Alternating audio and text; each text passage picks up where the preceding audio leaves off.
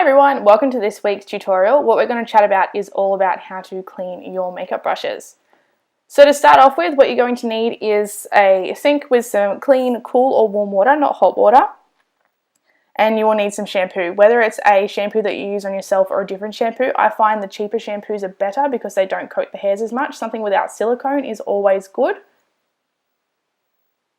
So once you have your shampoo and your warm water, you want to pick up your brushes. I always use my dirtiest brushes first, get the hard ones out of the way. And what you want to do is keep your brush facing down throughout the entire process. So squeeze a little bit of shampoo out onto your hand or onto the side of the sink, wet your brush and dip it into the shampoo. Always keep your brush facing down. This will keep all the water on the ends of the brush and not inside the base of the brush, and will stop the hairs falling out as quickly. When you clean your brush, you always want to make sure that the shape of your brush is what you follow when using it. So you don't want to scrub a brush that's really flat, because you'll end up with a fluffy brush because the hairs will bend and snap.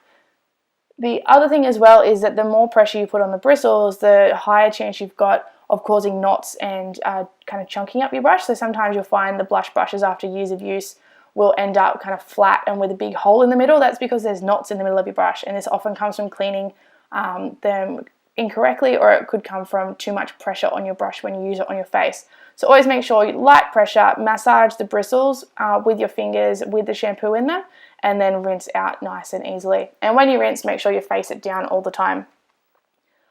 Once you've rinsed it, you want to squeeze your brushes into the shape that they are when they come in their packets. The reason why you do this is it will give it a better shape when it dries, and your brush will perform better. Once you've done this, make sure there's no excess water in it and the brush bristles are the bristles are nicely shaped. You then want to lay it out over the edge of your bench to dry overnight. I find that in winter I need to keep it out for a full day though, because sometimes they just don't dry quickly enough. Make sure that when you're cleaning your bristles, you're massaging it from the base of the brush out to the tips. This will help to push the product out and off your brush and keep the brush in tip-top condition, because you're keeping the bristles going the way that they're meant to be going. The last tip that I have for you is to make sure that you're using a shampoo that doesn't have too many coatings in it, too many things that are going to moisturize your hair too much or moisturize the brush too much, because the brushes are made that way for a reason. They don't need to be coated.